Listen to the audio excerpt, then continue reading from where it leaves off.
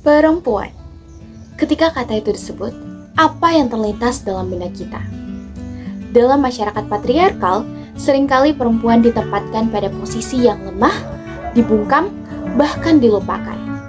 Melalui buku Perempuan di Titik Nol karya Nawal Elsa Adawi akan memperkenalkan kita pada Firdaus, seorang tokoh nyata yang kisah hidupnya mencerminkan luka sosial yang dalam sekaligus keberanian yang luar biasa. Nah, sesuai judul video kita hari ini, kita bakal bahas secara singkat buku yang sangat menarik nih teman-teman, yaitu Perempuan di Titik Nol karya Nawal Elsa Adawi. Dan tentunya saya juga akan mengajak teman-teman sekalian untuk menyelami isi buku ini dan sama-sama kita bakal menganalisis pesan moralnya dan memahami relevansi dengan realitas sosial kita pada hari ini. Assalamualaikum warahmatullahi wabarakatuh. Om Swastiastu, Namo Buddhaya, salam kebajikan dan salam literasi. Nah teman-teman, sebelum kita mengulas bukunya hari ini, izinkan saya untuk memperkenalkan diri. Perkenalkan, nama saya Dwi Alda Mustafa Ismail dengan NIM 2214244091, berasal dari kelas D semester 2 jurusan Ilmu Hukum dan Kemasyarakatan, Program Studi Pendidikan Pancasila dan Kewarganegaraan, Fakultas Ilmu Sosial. Tujuan dari pembuatan video kali ini adalah untuk memenuhi tugas ujian akhir semester mata kuliah Bahasa Indonesia dengan dosen pengampuh yang mohon maaf saya sebutkan namanya Ibu Ayu Hidayanti, SPD MPD. Kepada Ibu saya ucapkan terima kasih.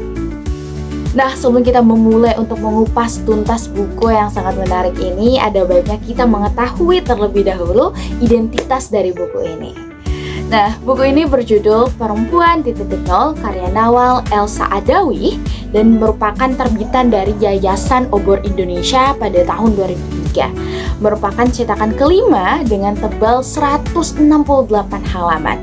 Kisaran harga buku ini sekitar 55 ribuan lah teman-teman, cukup terjangkau. Genre di novel ini merupakan feminis dengan pendekatan psikologis dan realisme sosial berdasarkan kisah nyata seorang narapidana perempuan di Mesir. Nah, buku ini merupakan kisah nyata yang ditulis langsung oleh Nawal Elsa Adawi yang merupakan seorang psikiater dan aktivis feminis asal Mesir. Ia terinspirasi menulis buku ini setelah mewawancarai seorang perempuan bernama Firdaus yang dijatuhi hukuman mati. Lewat kisah ini, Nawal juga menyoroti realitas pahit yang dihadapi perempuan dalam sistem patriarki, yakni dominasi laki-laki yang dilembagakan oleh budaya, agama, dan juga hukum. Masuk pada ringkasan isi dari novel ini. Singkatnya, cerita ini menceritakan kehidupan Firdaus, seorang perempuan yang sejak kecil mengalami pelecehan dan kekerasan dalam keluarga. Setelah dewasa, ia dipaksa menikah dengan laki-laki yang kasar. Firdaus akhirnya melarikan diri dan menjadi pekerja seks. Ironisnya, dalam prostitusi, ia merasa memiliki kendali atas tubuhnya sendiri. Tapi hal itu tak bertahan lama. Ia justru terjebak dalam lingkaran kekerasan yang lebih kejam. Puncaknya, ia membunuh Germo yang menindasnya dan akhirnya dihukum mati. Namun, Firdaus menolak permohonan gerasi karena merasa mati lebih bermartabat daripada hidup dalam penindasan. Nah teman-teman, itulah dia ringkasan cerita secara singkat mengenai buku Perempuan di Titik Nol karya Nawal Elsa Adawi. Dari apa yang sudah saya baca mengenai buku ini ditulis dengan bahasa yang sederhana namun penuh emosi. Gaya penceritaannya seperti pengakuan langsung yang menyentuh dan menyayat. Tokoh Firdaus digambarkan sebagai perempuan biasa yang kuat dan berani melawan. Bukan pahlawan ideal, tapi sangat manusiawi. Novel ini menyampaikan kritik keras terhadap budaya patriarki, termasuk bagaimana agama dan hukum kerap dijadikan alat untuk membungkam perempuan. Pesan feminisnya juga sangat kuat, bagaimana perempuan harus punya hak atas tubuh dan hidupnya sendiri. Nah teman-teman, kesimpulan dari buku ini dan juga rekomendasi dari saya nih, Perempuan di Titik Nol itu adalah novel yang penting untuk dibaca, terutama oleh kita yang ingin memahami realitas penindasan perempuan.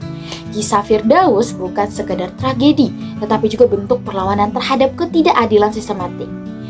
Saya sangat merekomendasikan buku ini untuk mahasiswa, aktivis perempuan, dan siapapun yang peduli pada isu gender. Demikian ulasan saya, semoga presentasi ini bisa membuka perspektif kita tentang pentingnya mendengarkan dan memahami pengalaman perempuan yang terpinggirkan. Mohon maaf apabila saya ada kesalahan, karena kesempurnaan hanya milik Allah dan ketidaksempurnaan datang dari diri saya. Saya akhiri, wabillahi taufiq wal hidayah. Wassalamualaikum warahmatullahi wabarakatuh. Sampai jumpa di video selanjutnya. Dadah teman-teman.